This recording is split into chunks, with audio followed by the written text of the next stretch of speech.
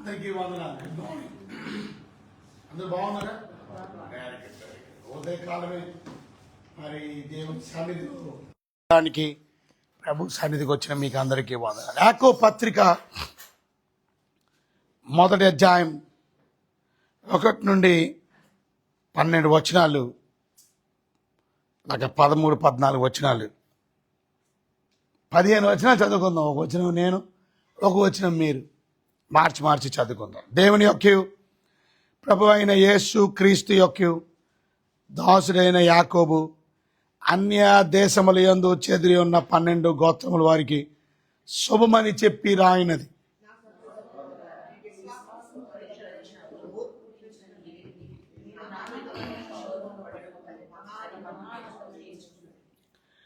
మీరు సంపూర్ణులను, అనునాంగులను, ఏ విషయంలోనైనను కొదువు లేని వారినై ఉండనట్లు ఓర్పు తన క్రియను కొనసాగింపనీయుడి.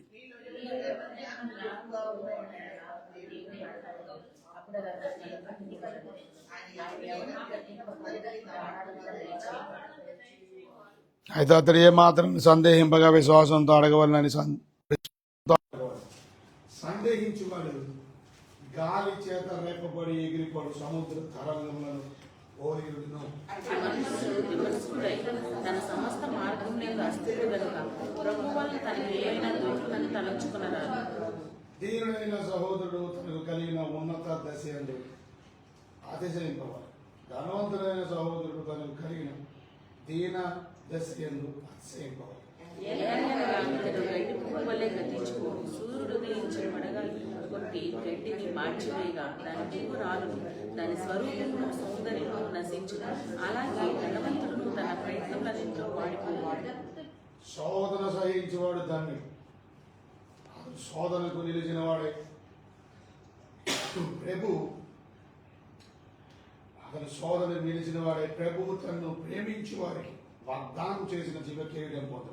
దేవుడు ఆయన ఎవరిని శోధించడు కనుక ఎవరైనా శోధింపబడినప్పుడు నేను దేవుని చేత శోధింపబడుచున్నానని అనకూడదు. ప్రతివాడు తన స్వకీయమైన దురాశ చేత ఏడవబడి మరులు కొల్పబడిన వాడే శోధించబడిన. దురాశ గర్భమును ధరించి పాపములు కనుక కామము పర్వతమై మరణములు కనుక. ప్రియ సహోదరులారా, మోసపోకిరి.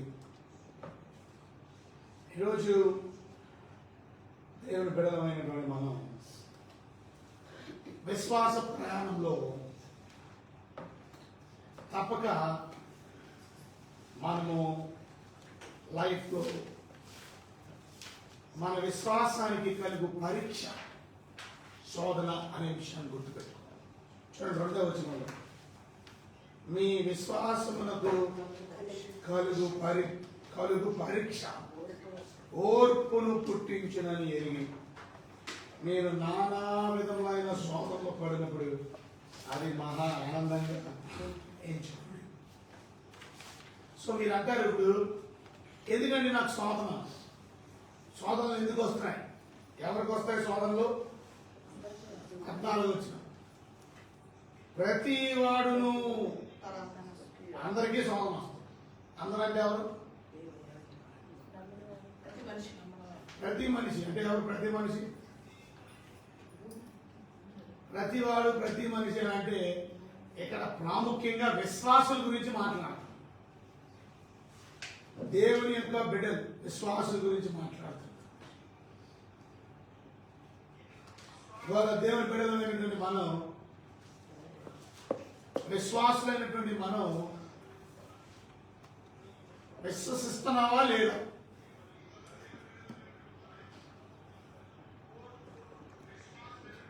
విశ్వాసం, నమ్మకం ఉందా లేదా? దేవుని బిడ్డలు మనం దేవుని యొక్క నమ్మకం ఉంచామా లేదా అనే దాని గురించి, ఆ నమ్మకం చక్కగా కొనసాగుతుంది, నమ్మకం స్థిరమైందా, నిజమైందా, మరి దానికి పరీక్ష పెట్టాలిగా. దేనికి? మీ విశ్వాసానికి. ఆ విశ్వాసానికి కలుగు పరీక్ష ఏంటంటారు? ఆ విశ్వాసానికి కలుగు పరీక్షే ఓర్పు కాదు. ఆ విశ్వాసానికి కలుగు పరీక్షయే ఏం కలుగుతుంది? శోధన. శోధన ఎందుకంటారు?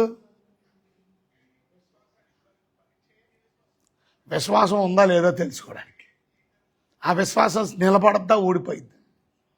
రకరకాల శోధనలు మనం చూసాం. యోబుకి విశ్వాసం గురించినటువంటి పరీక్ష, తన దేవుడి మీద నమ్మకాన్ని గురించినటువంటి పరీక్ష. ఏంటా పరీక్ష?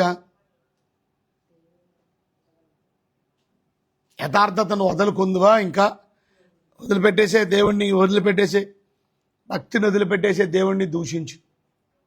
రకరకాల శోధన వచ్చింది. కానీ యోబు పడిపోయాడా, నిలబడ్డా? నిలబడ్డాడు. కనుక శోధన వచ్చినప్పుడు మొదటగా మనం చేయవలసింది, అంటే పరీక్షలు వచ్చినాయి అని ఏడవకూడదు.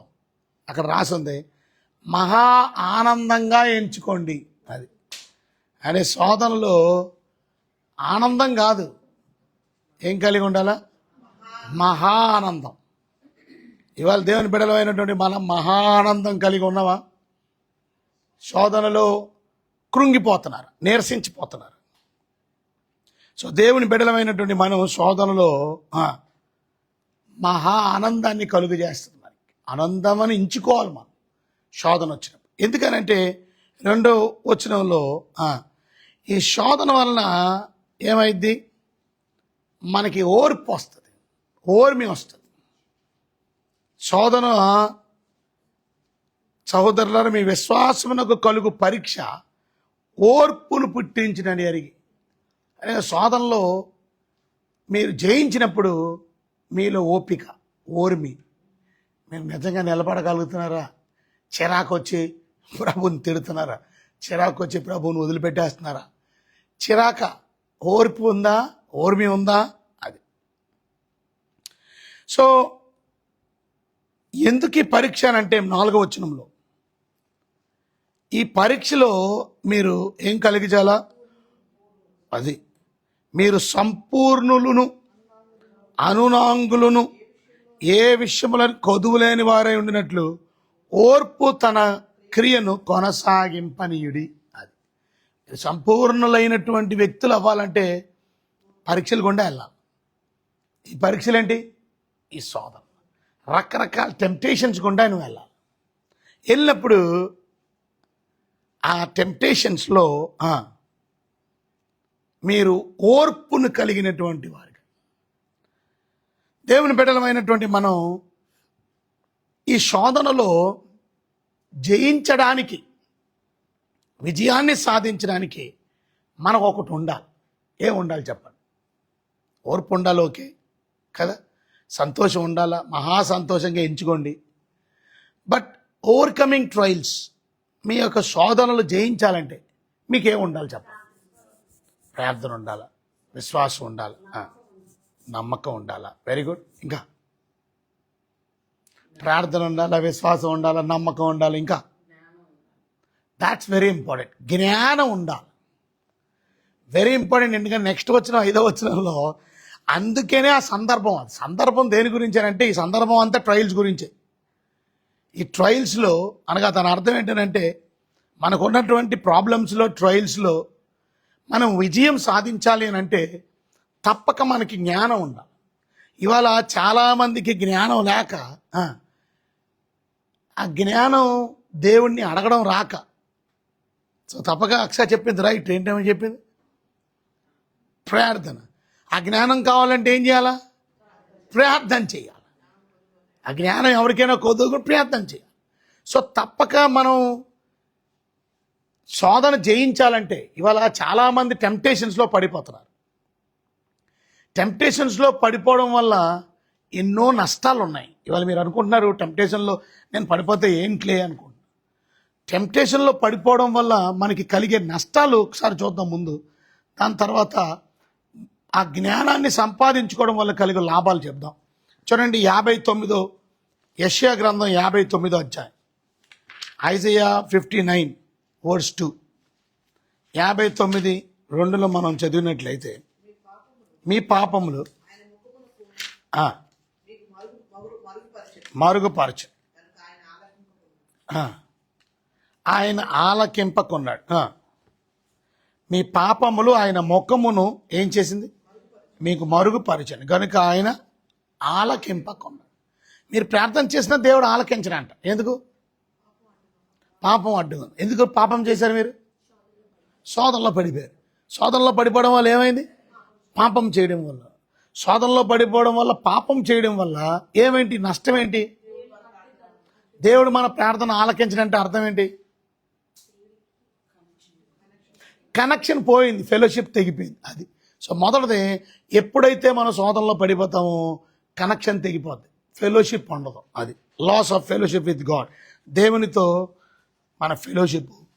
ఆయన మొదటి వచనంలో అంటున్నాడు, రక్షింపనేరకున్నట్లు యెహోవా హస్తము కొరచ కాలేదు. మనల్ని రక్షించడానికి ఆయన హస్తం చిన్నదేం కాదు.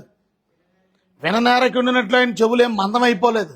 మరి ఎందుకు వినట్లేదు? మరి మీ దోషములు మీకును మీ దేవునికి అడ్డంగా వచ్చిన గనుక అందుకనే వినడంలా. సో ఇవాళ శోధనలో పడిపోవడం వల్ల వచ్చే నష్టం మొదటిది ఫెలోషిప్ లాస్ టైప్. అంటే దేవునితో సహవాసం పోదు.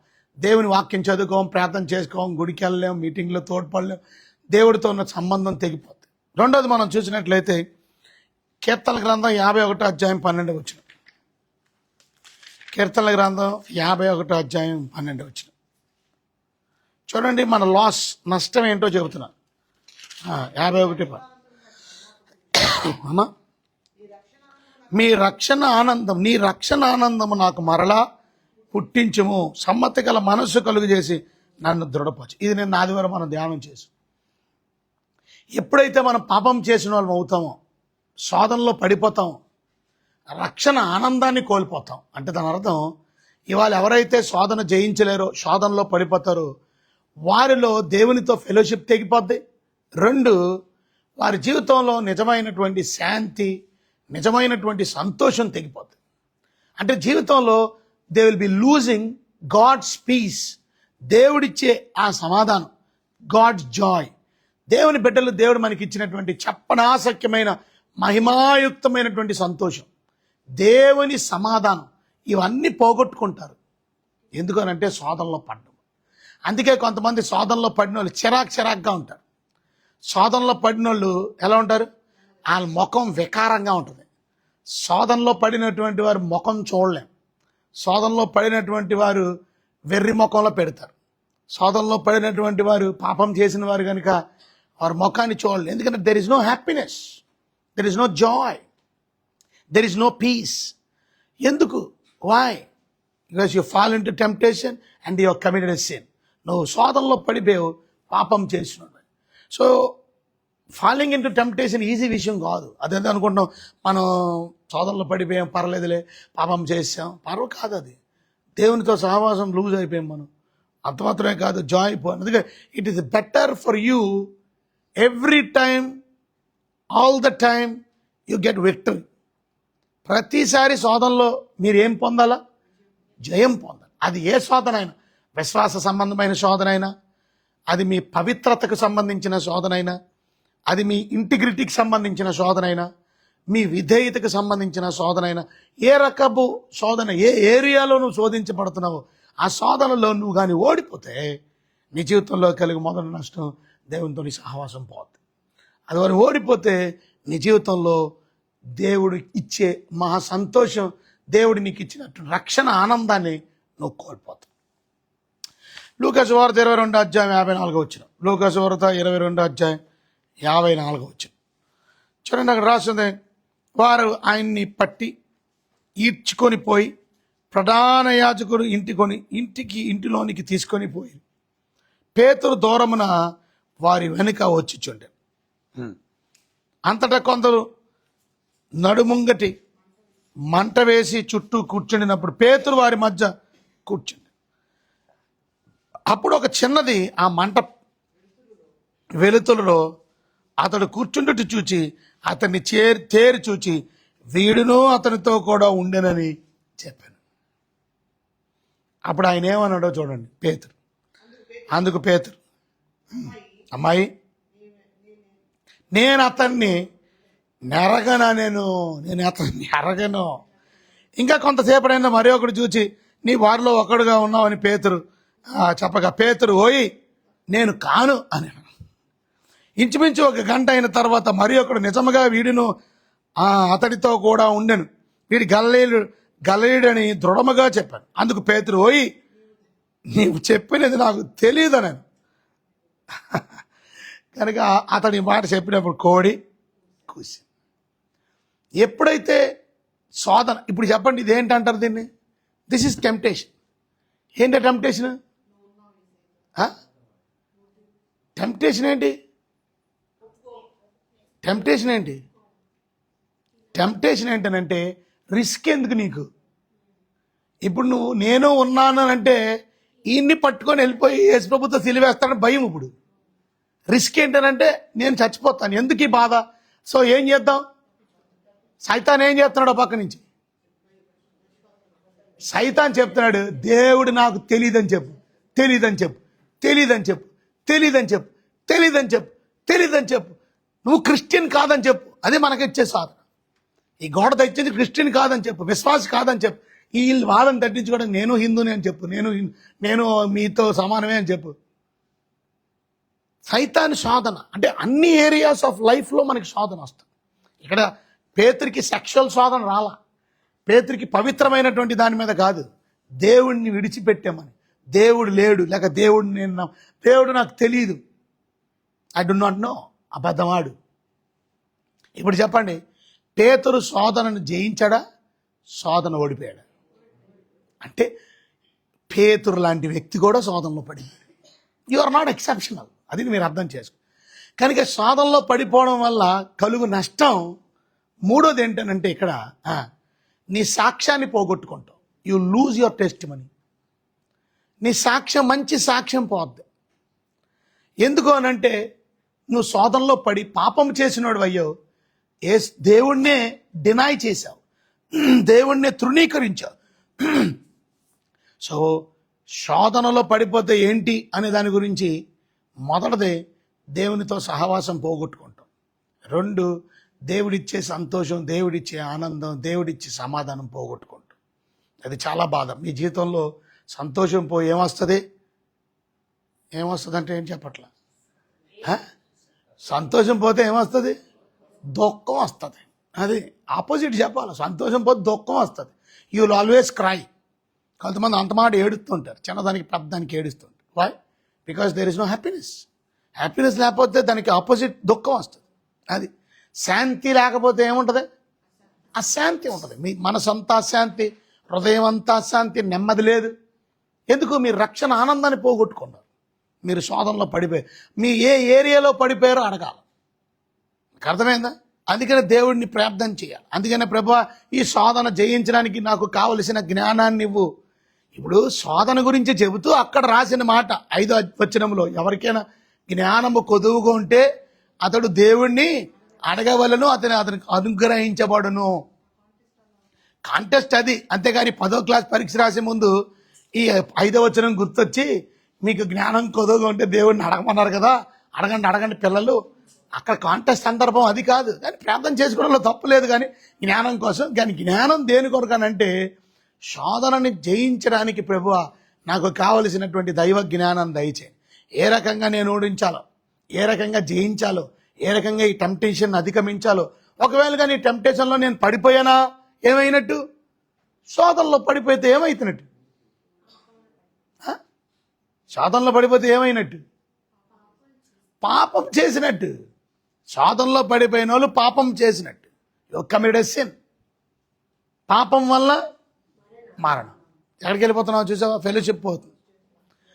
సో దేవుని బిడ్డలమైనటువంటి మనం శోధనలో పడిపోవడం మంచిదా, పడిపోవడం మంచిది? అది అంటే చాలా జాగ్రత్తగా నడవాలి. అందుకనే ప్రేయర్ ఈజ్ ఇంపార్టెంట్. ఇప్పుడు ప్రేయర్ ఎందుకు? మీ కష్టాలు, బాధలు, సమస్యలు, అనారోగ్యాలు పోగొట్టుకోవడానికి కాదు. ముందు శోధనలో ప్రభువా, అది ప్రభు కూడా చెప్పిన మాట ఏంటి? మీరు శోధనలో పడకుండా ఏం చేయమన్నాడు? ప్రార్థన చేసుకోవడానికి. ఎందుకు ప్రార్థన చేసుకోమన్నాడు? మనం ఎందుకు ప్రార్థన చేసుకుంటున్నాం చెప్పండి. ఇవాళ నిజం చెప్పండి, ఇంతమంది మీరు అందరూ వచ్చారు, పొద్దున్నే లెగిశారు, దేవుని సన్నిధిని ఎత్తుకోవడానికి వచ్చారు. దేని గురించి వచ్చారు చెప్పండి? మీ అవసరతల కోసం, మీ సమస్యల కోసం. మీ అక్కర్ల కొరకు దేవుడి దగ్గర నుంచి పొందుకోవడానికి వచ్చారు, మంచిదే, తప్పులేదు. కానీ అసలైంది మీరు పొందుకోవాల్సింది ఏంటి? జ్ఞానం. ఏం జ్ఞానం? దేవుడి జ్ఞానం. సో దాట్ మొదటిది ఏం చేయాలా? శోధనలో నుంచి జయించడం. ఎలా శోధనలో నుంచి బయటికి ఒకవేళ రాకపోతే ఇవన్నీ పోగొట్టుకుంటున్నాం. ఫెలోషిప్ పోయింది, సంతోషం పోయింది, నెమ్మది పోయింది, టెస్ట్ మనీ పోయింది. న్యాయాధిపతులు 16 అధ్యాయం,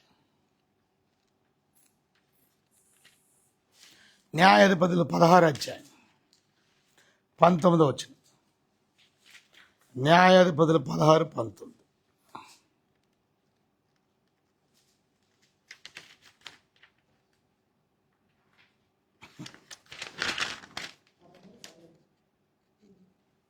ఆమె తన తొడ మీద అతని నిద్రపుచ్చి ఒక మనిషిని పిలిపించి వాని చేత అతని తల మీద 7 జడలు క్షౌరం చేయించి అతని బాధించుటకు మొదలుపెట్టాను. అప్పుడు అతని నుండి బలము తొలగిపోయాను. ఈ ఒక వచనమే చదివించాను, మీకు తెలిసింది. ఎందుకు? సంసోను గురించి. నీ బలం ఎక్కడుంది, నీ బలం ఎక్కడుంది ఎన్నిసార్లు అడిగింది?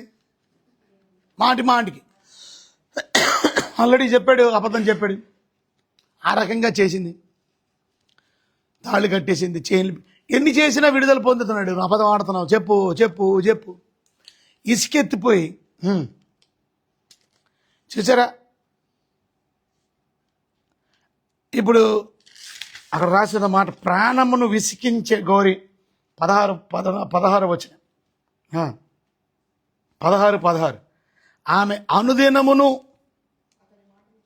అనుదినమును మాటల చేత అతన్ని బాధించి తొందర పెట్టినందున అతని ప్రాణము విసికి చావగోరెను. అప్పుడు అతడు తన అభిప్రాయం అంతయు ఆమెకు తెలియజేసి, నేను తల్లి గర్భము నుండి పుట్టినది మొదలుకొని దేవునికి నా మొత్తం చెప్పేసాడు స్టోరీ. ఎందుకు? విసికొచ్చేసి. ఎందుకు? మాటి మాటికి ప్రతి దినం మాటల చేత ఏం చేసింది? బాధించింది. దీన్నే ఏమంటారు? శోధన. టెంప్టేషన్ ఎలాగొస్తుందని అంటే నీకు చిరాకు వచ్చేది. అది టెంప్టేషన్ ఎలాగుంటుందని అంటే అది ఎందులోనైనా, అది ఈ ఆవిడ ఎలాగ మాట్లాడిందో దేవుని దూషించని ఒకసారి చెప్పి వెళ్ళిపోలే. దూషించి ఏదో మొఖం చూడు ఎలాగున్నాయి, కురుపులు చూడు, అలా ఇంకా బాధపడతావు. తిట్టు తిట్టు తిట్టు, వదిలే. ఎప్పటి వరకు టెంప్టేషన్ వస్తుంది? చచ్చిపోయేంత వరకు కాదు, చేసే వరకు. అది చేసే వరకు. ఆ పని చేస్తే అది అంటే దేవుణ్ణి దూషిస్తే అప్పుడు శాంతితో ఉంటారు మాట. అది ఏదైనా, ఏ పనైనా చేసే వరకు. ఇప్పుడు సెక్షువల్ శోధన వచ్చిందనుకోండి, ఎలా వస్తుంది శోధన? ఆ పాపం చేసేంత వరకు నీకు శోధన, నెమ్మది ఉండదు. చెయ్యి మాట్లాడు, ఎల్లు ఆమెతో మాట్లాడు అని అమ్మాయి వెళ్ళిపోతుంది, వెళ్ళిపోతుంది, ఎల్లు ఎలాగనంటే పిచ్చెక్కిపోద్ది. ఇక నువ్వెంత జమ్మని వెళ్ళిపోతావు ఇంత. అది ఇక్కడ జరిగిన అది పిచ్చెక్కిపోయింది మాటికి. అది మరి మీరు గమనించడం లేదు? ఇదే శోధన యోసేపుకి వచ్చింది. యోసేపుకి కూడా అనుదినం వచ్చిందా? మాటికి వచ్చిందా? ప్రతిసారి వచ్చిందా? కానీ ఈయనకి డిఫరెన్స్ ఏంటనంటే ఈయన నిలబడ్డాడు, ఈయన శోధనలో పడిపోయాడు. అది ఈయన నిలబడ్డాడు, ఈయన పడిపోయాడు. నీ పరిస్థితి ఏంటి? నువ్వు నిలబడుతున్నావా, పడిపోతున్నావు? అది కొన్నిసార్లు చూడకూడని బొమ్మలు చూడాలనిపిస్తుంది. వాళ్ళు చూసి చూడు ఇవాళ నిన్న మా పిల్లలు చెబుతున్నారు, మా స్కూల్లో మాస్టర్ కూడా చూస్తున్నాడండి అని. నీకు ఎలా తెలిసిందండి? నేను చూస్తున్నానండి, ఏయో బూత్ బొమ్మల్లాగా ఉన్నాయండి, బట్టలు లేకుండా ఉన్నాయండి అని స్కూల్లో చూస్తున్నాడు. ఆడంతా పనికిమాలినాడు. నా వరకు వచ్చింది. ఇప్పుడు నేను వెళ్తాను తర్వాత సంగతి. సో పాయింట్ ఏంటనంటే షేమ్ఫుల్ థింగ్స్. వై? ఆడు అన్యుడో దేవుడిని నమ్మకం నాకు అనవసరం. కానీ ఇప్పుడు దేవుడిని నమ్ముకున్నటువంటి బిడ్డలు చూడు ఎంతవరకు చూడు, అది చూచే అంతవరకు. నీ టెంప్టేషన్ ఎలాగుంటుందంటే అలాగుంటుంది. సిగరెట్ తాగు, మందు తాగు. ఆ మందు తాగే వరకు దేవుని బిడ్డలై మీరు అలాంటి పనులు చేస్తున్నారా? ఒకవేళ కానీ ఆ శోధన మీకు శోధించినప్పుడు కానీ ఆ శోధన వస్తున్నప్పుడు కానీ మీరు పడిపోయారా? మీరు పాపం చేసినాడు. సంసోను పాపం చేశాడు. పడిపోకుండా ఆ శోధనలో నిలదప్పి పారిపోయాడు అక్కడి నుంచి. యోసేపు శోధన జయించాడు. ఇప్పుడు శోధన పడిపోవడం వల్ల సంసోనికి కలిగిన నష్టం ఏంటి? మరణం. ఇంకా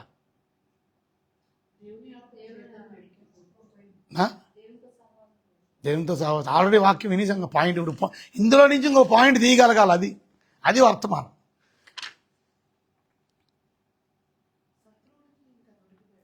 లైవ్లో వీక్షిస్తున్న వాళ్ళు మీ సంగతి ఏంటి? పడుకొని వింటున్నారా? ఎలాగలేము కదా మీటింగ్ అని చెప్పి నిద్రపోయి ఫోన్ ఆన్ చేసి కొంతమంది వింటూ ఉంటారు. కాదు, కూర్చొని బసి పట్లు పెట్టుకొని ప్రార్థన చేసుకొని చక్కగా వినాలి, రాసుకోవాలి. అది అంతేకాని పడుకొని వినడం కాదు. వింటున్నారా మీరు? రైట్, చెప్పండి. సింపుల్ అండి,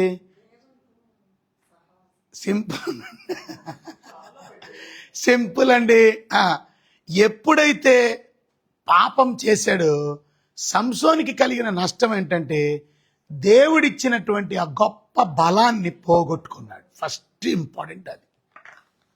ఇవాళ దేవుడు మన అందరికీ రకరకాల టాలెంట్స్ ఇస్తాడు.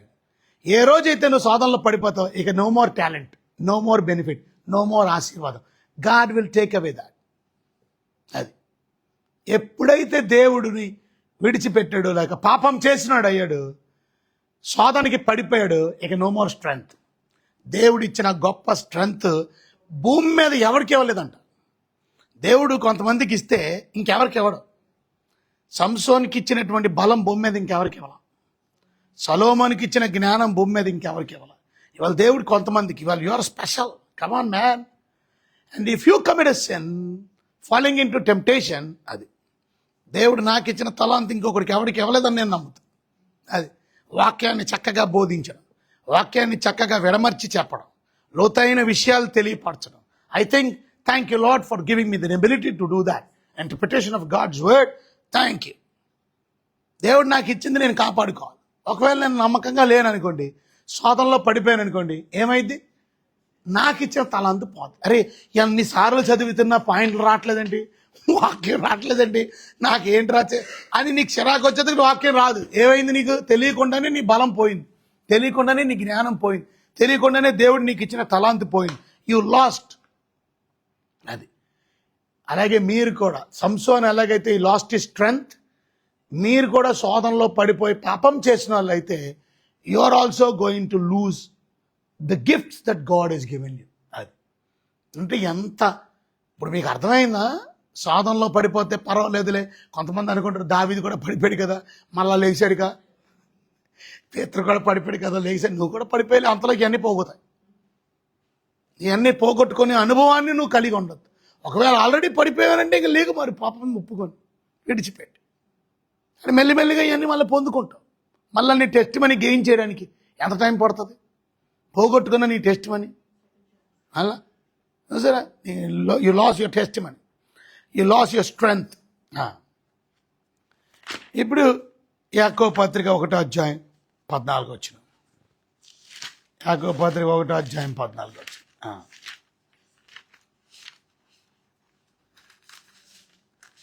ఏమనుంది?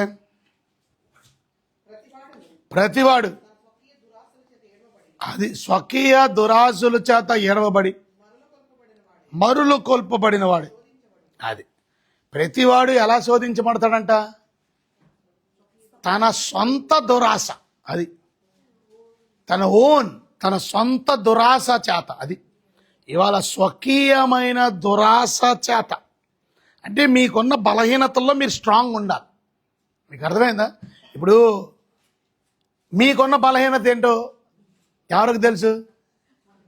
అది మీకు తెలుసు కాబట్టి ఆ బలహీనత గురించి ఏం చేయాలి? మీరు ముందే ప్రార్థన చేసుకోవాలి. ప్రభువా, నాకు ఈ పలానా బలహీనత ఉంది, ఈ బలహీనతలో నుంచి నేను ఆ బలహీనతలో పడిపోకుండా మీరు నాకేమేమండి సహాయం చేయండి. అది ఆ బలహీనతలో నేను పడిపోకుండా నాకు తోడుగా ఉండండి. మీరు ప్రార్థన చేయాలి.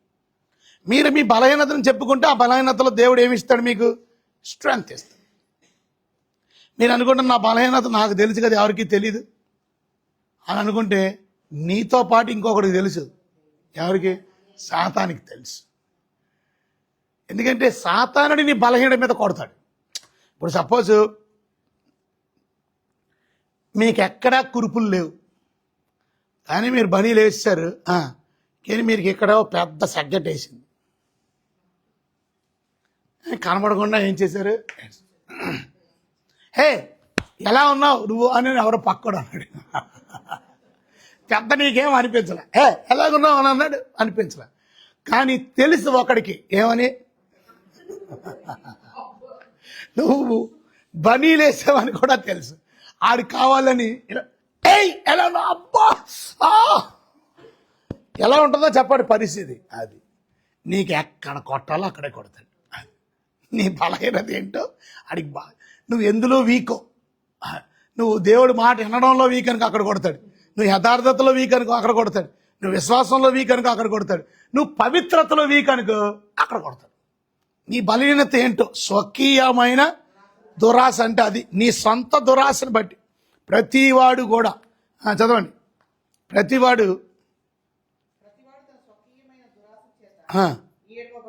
ఏడవబడి మరులు కొల్పబడిన వాడే. అది మరులు కొల్పబడిన వాడే ఏంటి అంటే అర్థం, మరులు కొల్పబడిన వాడి దాన్ని చెడుని చేయడానికి బుద్ధి పుట్టించడం. చేయి చేయి చేయి మరులు కొల్పిన వాడాయి. అది అర్థం ఏంటంటే ఎప్పుడైతే నీకు ఆ శోధన వచ్చి ప్రతివాడు తన స్వకీయమైన దురాశ చేత ఏం చేస్తుంది, ఏడవబడి మరులు కొల్పబడిన వాడే. అది మరులు కొల్పబడిన వాడే. ఇంకొక వాడికి బైబిల్లో చదివితే దురాశకు లోనై ఆశల్లో చిక్కుకుపోయినప్పుడు నీతికి దూరమై చెడును చెయ్యాలనే బుద్ధి పుడుతుంది.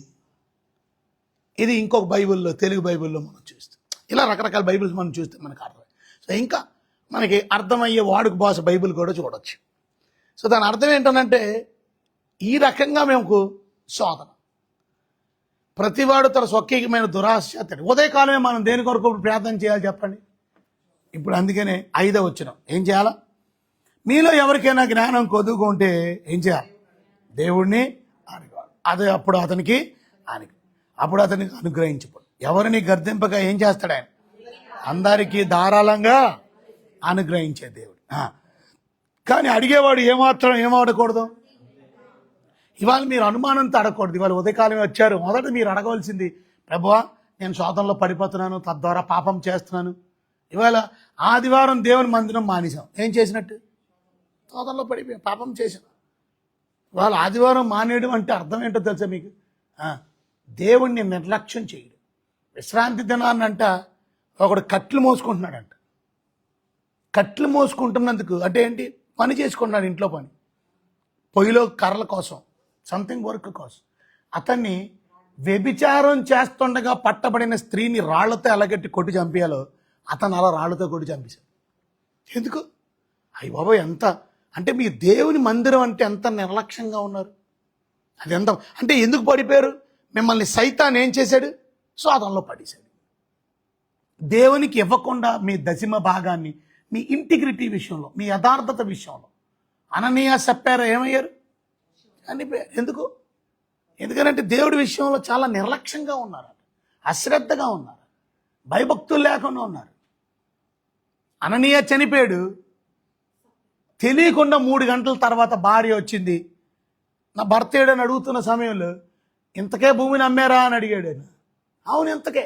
అప్పుడు ఆమెకు చెప్పిన మాట ఏంటో తెలుసా, నీ భర్తని పాతి పెట్టిన వారి పాదములు వాకిటనే ఉన్నాయి, వారు నిన్నును మోసుకొని పోవుదురు. అంటే ఏమైంది అంటే అర్థం తెలుసా మీకు,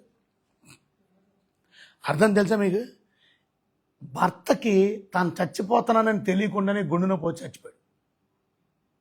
కానీ భార్యకి ఇంకా పెద్ద పనిష్మెంట్ ఏంటో తెలుసా, చచ్చిపోతున్నాను ఇంకా కొద్ది నిమిషాల్లో అని తెలిసి చచ్చిపోయింది. అది ఇంకా భయంకరం. మనకు తెలియకుండా మనం చచ్చిపోతే అది వేరే విషయం, కానీ మనం తెలిసిపోతుంది మనం చచ్చిపోతున్నాం అన్నప్పుడు అది చాలా భయంకరంగా ఉంటుంది. అగ్నిలో మంటల్లో కాలిపోతున్నాం, మనం కాలిపోతున్న సమయంలో మనకు అర్థమైపోయింది ఇక చచ్చిపోతున్నానని. అది చాలా భీతికరమైనటువంటి ఎందుకు ఇలాంటి పరిస్థితి ఏర్పడింది వాళ్ళిద్దరికీ అంటే బికాజ్ వాళ్ళు ఇంటిగ్రిటీ కలిగి లేరు, వారి యథార్థత కలిగి లేరు. దేవుడు సంతోషించవచ్చు కదా, అది కూడా ఇవ్వలేని వాళ్ళు ఉన్నారు. కొంతైనా ఇచ్చాడు కదా వీళ్ళు. కాదు, దేవుడికి యథార్థత కావాలి. దేవుడు డిసిప్లిన్ కలిగింది. అది దేవుడు తన బిడ్డలు యథార్థంగా నడవాలని దేవుడు కోరుకుంటున్నాడు. ఇవాళ మనం ఏ శోధన మీకు వస్తుందో నాకు తెలియదు, కానీ ఆ శోధనలో మీరు ఓడిపోకుండా నిలబడాలంటే మీకు జ్ఞానం కావాలి. ఒకవేళ కానీ మీకు జ్ఞానం ఉంటే మీకు కలిగే లాభాలు త్వరగా చెప్తాను. చూడండి, మొదటి లాభం చూడండి. మొదటి లాభం మీకు జ్ఞానం. మొదటి జ్ఞాపం 1 రాజుల గ్రంథం 3:9. మొదటి రాజులు 3:9. మొదటి రాజులు 3:9 మనం చూసినట్లయితే, ఇంత గొప్పదైన నీ జనములకు న్యాయం తీర్చగలవాడు ఎవడు? కాబట్టి నేను మంచి చెడ్డలను వివేచించి ఈ జనులకు న్యాయము తీర్చుటకు నీ దాసుడైన నాకు వివేకము గల హృదయమును దయచేయి. అంటే మీరు జ్ఞానం అడిగితే దేవుడు ఏమిస్తాడట? ఆ జ్ఞానం ఇస్తాడు. ఆ జ్ఞానం మీకు రావడం వల్ల ఏం దొరుకుతుంది? మీకు వివేకం దొరుకుతుంది. దానివల్ల ఏం సాధిస్తారు?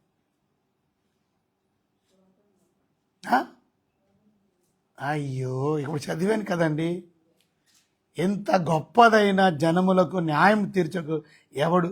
న్యాయం తీర్చగలవాడు ఎవడు? కాబట్టి నేను మంచి చెడ్డలను వివేచించి నీ జనములకు న్యాయం తీర్చుటకు నీ దాసుడైన నాకు వివేకం గల హృదయం దయచేయి. అది ఇప్పుడు వివేకం గల హృదయం, న్యాయం కలిగిన హృదయం వస్తే ఏమైద్ది? అక్కడ ఉందో చెప్పడానికి కూడా కష్టమైపోయింది. మంచి చెడ్డలు తెలుసుకోగలుగుతాం దేవుడి జ్ఞానం అయితే. అక్కడ రాస్తున్నది చదవడం, మంచి చెడ్డలు వివేచించి. ఇవాళ పాపపు శోధన వచ్చిందనుకో, నీకు జ్ఞానం లేదనుకో, నువ్వు ఎందులో పడిపోతావు? పాపంలో పడిపోతావు. ఎందుకు? అది మంచి చెడు. మరి అదే నీకు దేవుడు జ్ఞానం ఇచ్చారనుకో, ఇది చేస్తే నేను పాపం చేసిన అవుతుంది, మంచిది కాదు అని గ్రహింపు వచ్చిందిగా, నువ్వు చెయ్యు. ఇది చెడ్డ పని, ఇది మంచి పని. కొన్నిసార్లు ఆ చెడ్డ పని కూడా ఏమనిపిస్తుంది? పర్వాలేదులే, మంచిదేదా, ఓకే, నాట్ అ ప్రాబ్లం. అది సో దేవుని బిడ్డలమైనటువంటి ఆ జ్ఞానం మనకి గైడెన్స్ తీసుకొస్తుంది. దేవుని జ్ఞానం మంచేంటో చెడేంటో అనేటువంటి జ్ఞానాన్ని దేవుడు మనకి ఇస్తాడు. సో యూ కెన్ అర్థం చేసుకోవడానికి అవకాశం ఉంది. సామెతల గ్రంథంలో మనం చూస్తే 2:11. సామెతల గ్రంథం 2:11. చూసారా? బుద్ధి నిన్ను కాపాడును, అది వివేచన నిన్ను కావలికాయన. బుద్ధి నిన్ను ఏమైంది? కాపాడు. అంటే రెండోది, if you get God's wisdom you will be protected. Protection ఉంటుంది. ఇవాళ జ్ఞానం లేకపోవడం వల్ల ఏం లేదు, మనకి ప్రొటెక్షన్ లేదు, కాపుదల లేదు. ఇవాళ ఇప్పుడు చెప్పండి, సంసోనికి ఏం లేదు? బుద్ధి లేదు. ఏముంది? బలం ఉంది, సమృద్ధి అయిన బలం ఉంది, కానీ బుద్ధి లేదు. బుద్ధి లేదు కాబట్టి ఏం చేశాడు? ఆ ఒళ్ళలో పడుకున్నాడు. బుద్ధి లేదు కాబట్టి ఏం చేశాడు? తన బలం ఎక్కడుందో చెప్పేశాడు, అయిపోయింది, లైఫ్ క్లోజ్. కానీ బుద్ధి కలిగి తప్పించుకున్నాడు ఎవరు? ప్రొటెక్ట్ చేయబడ్డాడు, కాపాడబడ్డాడు. యోసేపు కాపాడబడ్డాడా? అది ఎందుకని? యోసేపుకి ఏముంది? జ్ఞానం. అందుకని మీరు గమనించారో లేదో, జ్ఞానం ఉందో లేదో ఎవరు చెప్పారో తెలుసా? పరాయి దేశపు రాజు చెప్పాడు.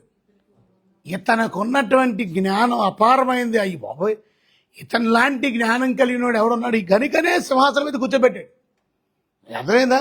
ఇన్ని డిగ్రీలు, ఇతనికి ఉన్న డిగ్రీలు ఎవరికీ లేదు. అది డిగ్రీలు చూడలేదు, సర్టిఫికెట్లు చూడలేదు, ఇది చూశాడు. అమ్మ బాబోయ్, ఇంత జ్ఞానం, కూర్చో, I'm going to make you sit there.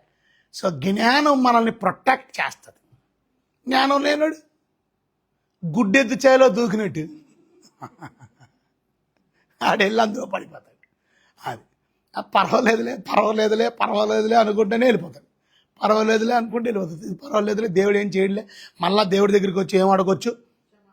క్షమాపణ అడగొచ్చు. మొన్నే చెప్పారు కదా దేవుడు, అయ్యగారు చెప్పారు కదా, మన పాపములు ఏం చేయొచ్చు? ఒప్పుకొని ఎడలు నమ్మదగిన చేసేద్దాం, మళ్ళీ ఒప్పేసుకుందాం. అంతలోకి ఏం పోయింది, నీకు బుద్ధి పోయింది. బుద్ధి లేక పడిపోయావు. అది సామెతల గ్రంథం 3:13 వచ్చిన. సామెతల గ్రంథం 3:13 వచ్చిన. జ్ఞానం సంపాదించుకున్నవాడు ధన్యుడు. అది జ్ఞానాన్ని సంపాదించుకున్నవాడు ధన్యుడు. వివేచన కలిగిన నరుడు ధన్యుడు. చదవండి. వెండిని మేలు అపరంజిని సంపాదించుట కంటే జ్ఞానము లాభమునొదడు. పగడముల కంటే అది ప్రియమైంది. ఈ నిష్ట వస్తువులన్నీ దానితో సమానం కావు. దాని కుడి చేతిలో దీర్ఘాయువులు ఉన్నాయి, దాని ఎడమ చేతిలో అంటే ఏమర్థమైంది మీకు? జ్ఞానాన్ని మీరు సంపాదించుకుంటే అభివృద్ధి వస్తుంది, ప్రాస్పారిటీ వస్తుంది, సక్సెస్ వస్తుంది. ఇన్ని దీవెనలు ఉంటుంది. మనం జ్ఞానాన్ని అడగట్లా, అన్నీ అడుగుతాం, జ్ఞానం అడగం. నీకు అర్థమైందా? ప్రభువా మాకు డబ్బులు ఈయన, ప్రభువా నాకు ఐశ్వర్యం ఈయన, అన్నీ అడిగావు. ఆ ఐశ్వర్యం అంతా ఇచ్చాడు దేవుడు, కానీ నీకేం లేదు. ఆడెవడో అన్నాడు వచ్చి నీ దగ్గరికి, ఇంత పెట్టుబడి పెడితే డబ్బులు వస్తుంది అన్నాడు. ఏమైంది? నీకు బుర్ర లేదు కాబట్టి, జ్ఞానం లేదు కాబట్టి, నీకు ఆల్రెడీ దేవుడు ఇచ్చింది. ఇప్పుడు ఏం చేసావు? అందులో పెట్టేశావు, మొత్తానికి ఉడిగిపోయి. అది అర్థమైందా? అదే నీకు జ్ఞానం ఉందనుకోండి, ఏం చేసుకునేవాడు? కాపాడుకునేవాడు. నువ్వు అలాంటి పని చేసేవాడు కాదు. జ్ఞానం లేక ఇవాళ మన జీవితాన్ని మనం పాడు చేసుకున్నాం. ఇవాళ జ్ఞానం కలిగిన వాళ్ళకి ఎత్తైన స్థానాల్లో కూర్చోబెడతాం. దానియేలు, షడ్రకు, మేషకు, అబేద్నెగోలు ఉన్నతమైన స్థితిలో. ఇక్కడ దానియేలు కల భావం చెప్పాడు. చూసారా ఎంత జ్ఞానం కలిగినాడు, ఉన్నతమైన స్థితి. సో దేవుని బిడ్డలమైనటువంటి మనం సామెతల గ్రంథం 3:17 చూడండి. దాని మార్గములు ఆ, మార్గములు రమ్య మార్గములు, దాని త్రోవలు క్షేమకరములు, దాన్ని అవలంబించుకునే దేవుడు రక్షణ. 17 దాని మార్గములు రమ్య మార్గములు కాదు 16. దాని కుడి చేతిలో దీర్ఘాయువును, దాని ఎడమ చేతిలో ధనఘనతలను ఉన్నవి. అది కనుక దాని అర్థం ధనఘనతలు ఉన్నాయంట, ఇంకేమున్నాయి? దీర్ఘాయువు. జ్ఞానాన్ని సంపాదించుకుంటే ప్రాస్పారిటీని పొందుతాం. ఏమిటది? అభివృద్ధి. మీ జీవితంలో అట్టి అభివృద్ధి కావాలి, అట్టి ఆశీర్వాదాలు కావాలి, జ్ఞానం కలిగి నడుచుకోండి. ఇవాళ జ్ఞానాన్ని దేవుణ్ణి ఇమ్మని అడగండి. ఇప్పుడు శోధన జయించడానికి ఈజీగా మీరేమవుతారు? శోధనని జయిస్తారు. ఎవరు? జ్ఞానం లేని వాళ్ళు పాడిపోతారు. సో ఇప్పుడు శోధన జయించాలంటే కిటికీ ఏంటి, టెక్నిక్ ఏంటి? అది అడుగుదాం. ఇప్పుడు పొద్దున్నే అది అడుగుదాం. ఇవాళ నుంచి ఎప్పటి వరకు? అది పొందే వరకు. అంటే జ్ఞానం వచ్చిన తర్వాత మానేస్తారా? చాలా సంతోషం. కనుక జ్ఞానం ఇస్తాడు దేవుడు. ఇచ్చినందుకు ఎప్పుడు వందనాలు చెప్తూ ఉండాలి. జ్ఞాపకం పెట్టుకోవాలి. ప్రభువా మీరు అడిగిన జ్ఞానం నాకు ఇచ్చి ఈ శోధన జయించినందుకు నాకు సహాయం చేసినందుకు. కనుక నష్టాలు చెప్పాను, ఒకవేళ శోధనలో పడిపోతాయి. వెంకటేశ్వరరావు నష్టాలు ఏంటి? మొదటిదే శోధనలో పడిపోతాం. శోధనలో పడిపోతే మొదటి నష్టం. పొద్దున్నే ఇంకా ఫ్రెష్ మైండ్ ఉండాలి మీకు. మొదటిది ఫెలోషిప్ పోద్ది, సహవాసం పోద్ది, 59 యెషయా. 2 సంతోషం సమాధానం పోద్ది. 3 టెస్టిమనీ సాక్ష్యం పోద్ది. 4 అయిపోయింది అప్పుడే. నీకు ఇచ్చిన తలాంతు పోద్ది, నీ స్ట్రెంగ్త్ పోద్ది, నీ ఆశీర్వాదం పోద్ది. 5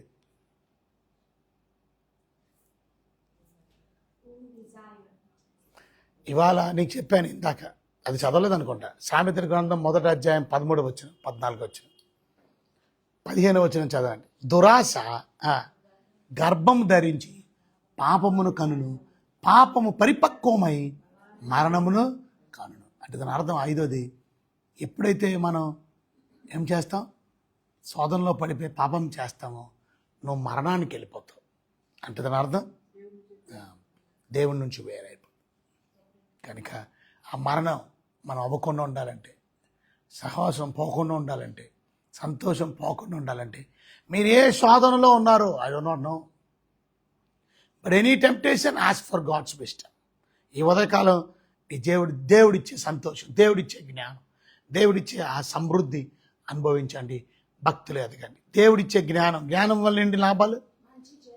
మంచి చెడు తెలుసుకుంటాం. జ్ఞానం వల్ల లాభం ప్రొటెక్షన్, కాపుదల. జ్ఞానం వల్ల లాభం దీవించబడతాం, బ్లెస్డ్, ప్రాస్పారిటీ.